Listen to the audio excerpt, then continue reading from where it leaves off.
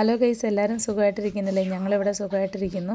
ഈ വീഡിയോ എന്ന് പറയുന്നത് ഹത്തായ് ട്രിപ്പിൻ്റെ ഫസ്റ്റ് ഡേയുടെ സെക്കൻഡ് പാർട്ടാണ്. ഫസ്റ്റ് പാർട്ട് കണ്ടിട്ടില്ലാത്തവർക്ക് ഞാൻ ഐക്കാർഡിൽ ലിങ്ക് കൊടുക്കാം. അത് ക്ലിക്ക് ചെയ്ത് ആ വീഡിയോ കാണുക, എന്നിട്ട് ഈ വീഡിയോ കാണുക. അപ്പോൾ ഇപ്പം നമ്മൾ പോകുന്നത് ക്ലോങ് ഹേ ഫ്ലോട്ടിംഗ് മാർക്കറ്റിലേക്കാണ് നമ്മൾ പോകുന്നത്. ഇവിടുത്തെ പ്രധാനമായിട്ടുള്ളൊരു റിവറാണ് ക്ലോങ് ഹേ എന്ന് പറയുന്നത്. അതിൻ്റെ സൈഡിലായിട്ട് ഒരു ബുദ്ധിസ്റ്റ് ടെമ്പിളുണ്ട്. ഈ ബുദ്ധിസ്റ്റ് ടെമ്പിളിനെ വാറ്റ് എന്നാണ് പറയുന്നത്. അതുകൊണ്ട് തന്നെ ഈ ടെമ്പിളിൻ്റെ പേര് വാറ്റ് ക്ലോങ് ഹേ എന്നാണ്. ആ ടെമ്പിളിലാണ് പാർക്കിംഗ് സ്പേസ് കൂടുതലായിട്ടുള്ളത്. അവിടുന്ന് പാർക്ക് ചെയ്തിട്ട് പിന്നെ ഒരു അര കിലോമീറ്ററോളം നടന്നു കഴിയുമ്പോൾ ഈ ഫ്ലോട്ടിംഗ് മാർക്കറ്റിലെത്തും. അവിടോട്ട് പോകുന്ന ഈ അര കിലോമീറ്റർ പോകുന്ന വഴി രണ്ട് സൈഡിലും ഉത്സവത്തിന് കട വരുന്നത് പോലെ കടകളാണ്. ടൂറിസ്റ്റിന് വേണ്ടിയിട്ടുള്ള തുണികൾ, ഫുഡ്, സുവനിയേഴ്സ്, അങ്ങനെ ഒരുപാടുണ്ട്. അപ്പം നമുക്കിനി ഫ്ലോട്ടിംഗ് മാർക്കറ്റിൻ്റെ വിശേഷങ്ങൾ കാണാം.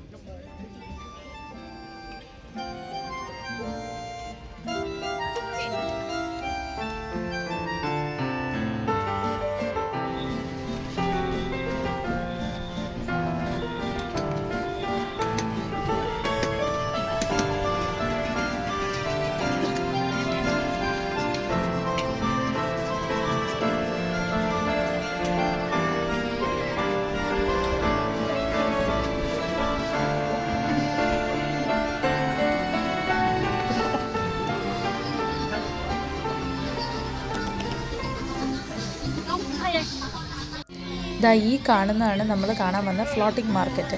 ഇതാണ് മെയിനായിട്ടുള്ള റിവർ. അതിൻ്റെ കരയിലാണ് ഈ മാർക്കറ്റ് ഉള്ളത്. ഫ്ലോട്ടിംഗ് മാർക്കറ്റ് എന്ന് പറഞ്ഞപ്പോൾ ബാങ്കോക്കിലൊക്കെ ഉള്ളതുപോലെ കനാലിനകത്തിൽ കൂടെ വള്ളത്തേൽ കയറി യാത്ര ചെയ്തിട്ട് കടകളിൽ വള്ളത്തേലും സാധനങ്ങൾ കൊണ്ടുവരും. നമ്മൾ അതിൽ നിന്ന് വാങ്ങും. അതുകൂടാതെ മാർക്കറ്റിൻ്റെ ഈ കനാലിൻ്റെ രണ്ട് സൈഡിലായിട്ടും കടകളുണ്ടാവും. ആ കടകളിലേക്ക് വള്ളം കൊണ്ട് നിർത്തി സാധനം വാങ്ങിക്കുന്ന രീതിയിലാണ് ബാങ്കോക്കിലെ ഫ്ലോട്ടിംഗ് മാർക്കറ്റ്. ഞാൻ അങ്ങനെ ഒരു ഫ്ലോട്ടിംഗ് മാർക്കറ്റ് പ്രതീക്ഷിച്ച് ഇങ്ങോട്ട് വന്നു. പക്ഷെ അങ്ങനെയല്ല. ഈ റിവറിൻ്റെ സൈഡിൽ ബോട്ടിൽ തന്നെ കുറേ കച്ചവടക്കാരുണ്ട്. അവരോരോ ഫുഡ് പ്രിപ്പയർ ചെയ്ത് അപ്പം തരും. നമ്മൾ കരയിൽ നിന്നത് വാങ്ങിക്കുക. അതാണ് ഇവിടുത്തെ ഫ്ലോട്ടിംഗ് മാർക്കറ്റ്. കൂടുതലും സ്ത്രീകളാണ് കച്ചവടത്തിനായിട്ടിരിക്കുന്നത്. ചില ഫുഡൊക്കെ നേരത്തെ തന്നെ ഉണ്ടാക്കി വെച്ച മുട്ട പുഴുങ്ങിയത്, അങ്ങനത്തെ സാധനങ്ങളൊക്കെയാണ്. ന്യൂഡിൽസ്, സൂപ്പ്, അങ്ങനെയുള്ളതൊക്കെ ഉണ്ട്. ചിലതൊക്കെ ഉണ്ടാക്കി കൊണ്ടുവന്ന് വെച്ചിട്ട് അവരിങ്ങനെ ചൂടാക്കി റീഹീറ്റ് ചെയ്തുകൊണ്ടിരിക്കുന്നതേ ഉള്ളൂ.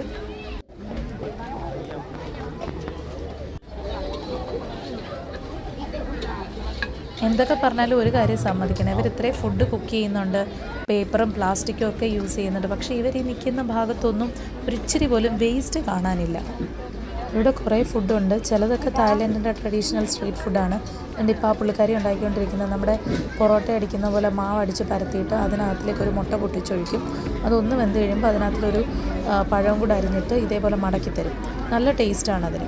ചിലതിൻ്റെ മുകളിലൊക്കെ കുറച്ച് മിൽക്ക് മെയ്ഡ് കൂടെ ഒഴിച്ച് മടക്കിയിട്ട് അതൊരു ബ്രെഡിൻ്റെ അത്രയും വലുപ്പത്തിലാക്കി തരും. അതിന് നല്ല ടേസ്റ്റാണ്.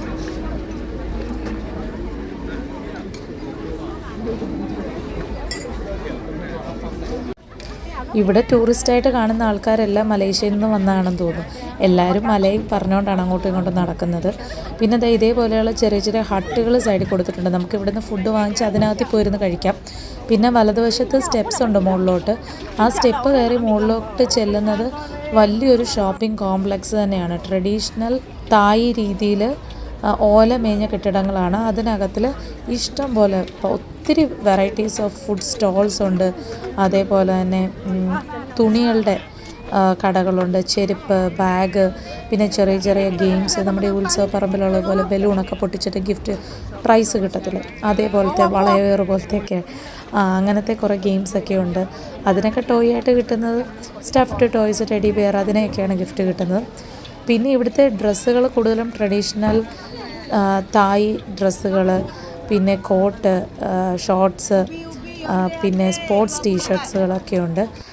ഞാൻ നോക്കിയിട്ട് കൂടുതലായിട്ടും എനിക്ക് തോന്നുന്നു ഇവിടെ കൂടുതലും വരുന്നത് മലേഷ്യയിൽ നിന്നുള്ള ആൾക്കാരായതുകൊണ്ടും മലേഷ്യയിൽ കൂടുതലും മുസ്ലിംസ് അല്ലേ, അപ്പോൾ അവർ ഫുൾ സ്ലീവും കുറച്ച് നീളമുള്ള രീതിയിലുള്ള ഷർട്ട് പോലെ മോഡലിലുള്ള ഡ്രസ്സൊക്കെ ഇടുന്നത്. അപ്പോൾ അങ്ങനത്തെ ഡ്രസ്സുകളാണ് കൂടുതലുള്ളത്.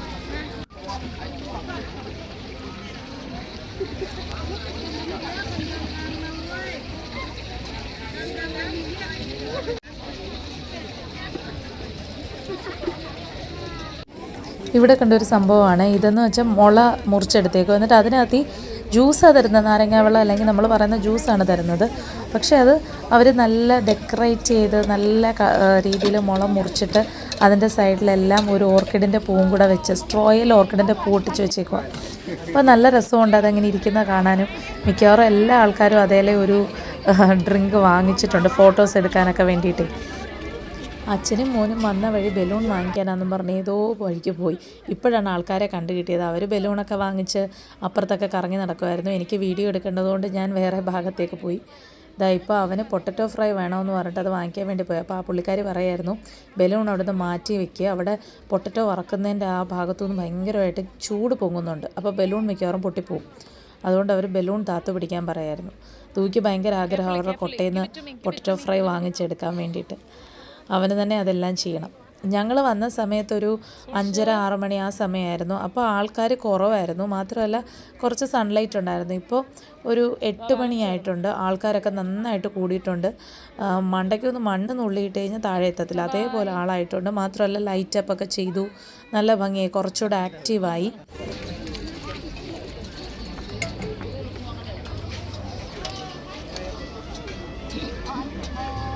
നമുക്കിനി ഈ ബോട്ടുകളുടെ വീഡിയോ എല്ലാം കണ്ടതിന് ശേഷം നമുക്ക് മുകളിലോട്ട് കയറി പോകാം.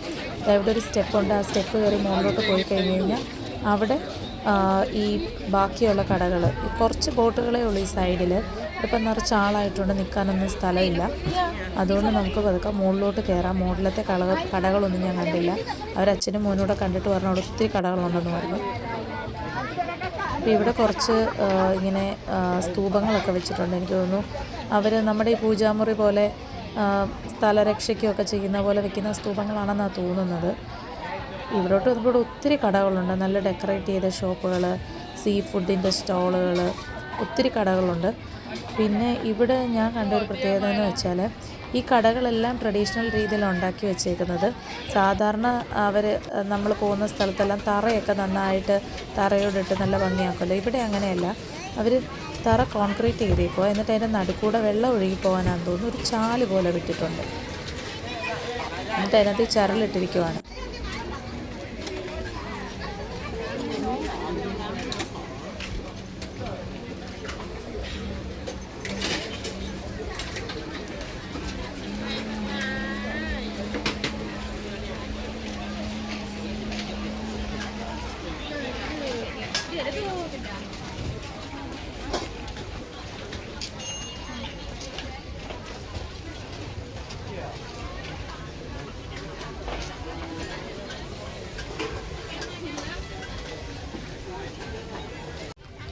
ഈ കാണുന്ന ട്രഡീഷണൽ തായ് ഡ്രസ്സെന്ന് പറയുന്നത് ഈ കടയിലൊക്കെ സെയിൽസ് ഗേൾസായിട്ട് നിൽക്കുന്ന ആൾക്കാരും അതേ ഡ്രസ്സ് തന്നെ ഇട്ടേക്കുന്നത്, ട്രഡീഷണൽ തായ് ഡ്രസ്സ് തന്നെ ഇട്ടേക്കുന്നത്.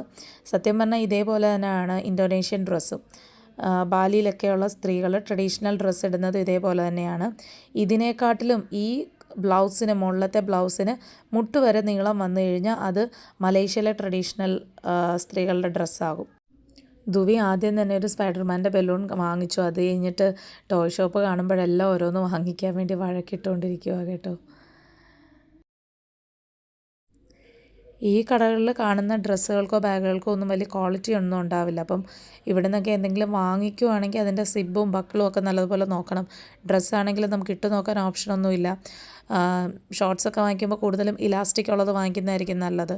അല്ലെങ്കിൽ ചിലപ്പോൾ അരവണ്ണം കറക്റ്റ് ആവത്തില്ല, കാരണം നമുക്ക് ട്രൈ ചെയ്ത് നോക്കാൻ പറ്റില്ലല്ലോ. ഏകദേശം ഒരു ഊഹത്തിന് വാങ്ങിക്കാനല്ലേ പറ്റത്തുള്ളൂ. മാത്രമല്ല ഇതൊക്കെ അഴുക്കുണ്ടോ അല്ലെങ്കിൽ ബക്കിളുണ്ടോ സിബ് വർക്ക് ചെയ്യുന്നുണ്ടോ എന്നൊക്കെ നോക്കിയിട്ട് വേണം വാങ്ങിക്കാൻ.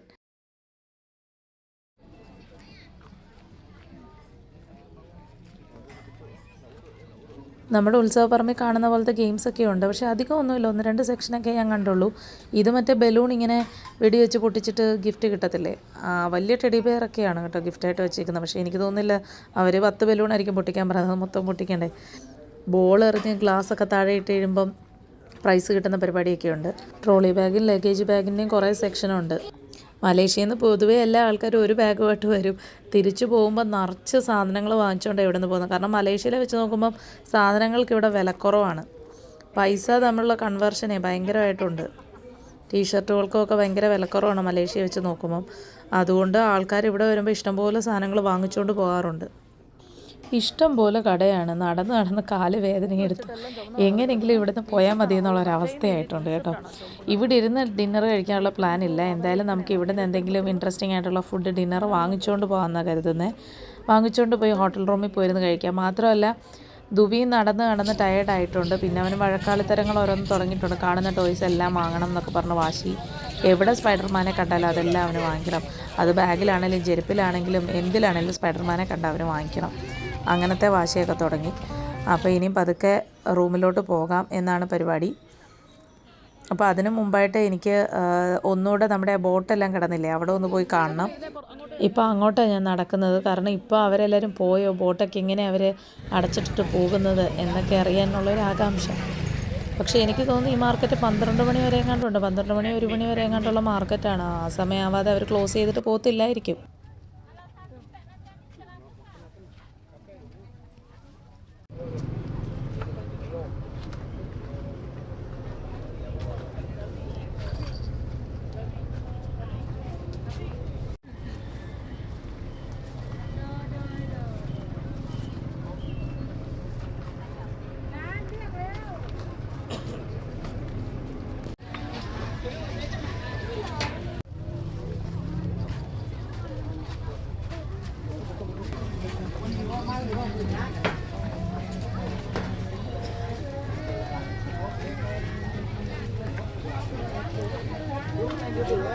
ഇതൊരു ടൈപ്പ് ലൈറ്റാണ്. എനിക്ക് ഭയങ്കര ഇഷ്ടപ്പെട്ടു. ഭയങ്കര ക്യൂട്ടായിട്ട് തോന്നി. നമ്മുടെ വർക്കിംഗ് ടേബിളിൻ്റെയൊക്കെ പുറത്ത് വയ്ക്കാൻ പറ്റും. ഞാൻ വാങ്ങിച്ചൊന്നുമില്ല, പക്ഷേ കണ്ടപ്പോൾ എനിക്ക് ഭയങ്കര ഇഷ്ടപ്പെട്ടു. ലസാഡയിലോ ആമസോണിലോ ഒക്കെ നോക്കാമെന്ന് കരുതി.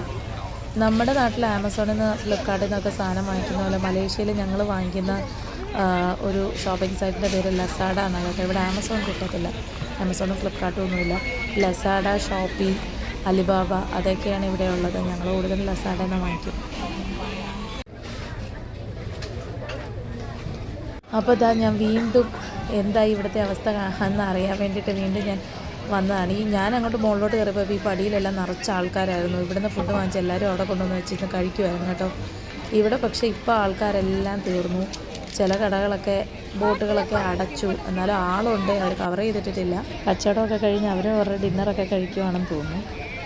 അപ്പോൾ നമുക്ക് ഇനിയും ഞങ്ങളിവിടുന്ന് കുറച്ച് ഡിന്നർ വാങ്ങിച്ചിട്ടുണ്ട്. അപ്പോൾ ഇനി നമുക്ക് ഇവിടുന്ന് പാർക്കിങ്ങിൽ പോയി വണ്ടി എടുത്തിട്ട് ഹോട്ടലിലേക്ക് പോകാം.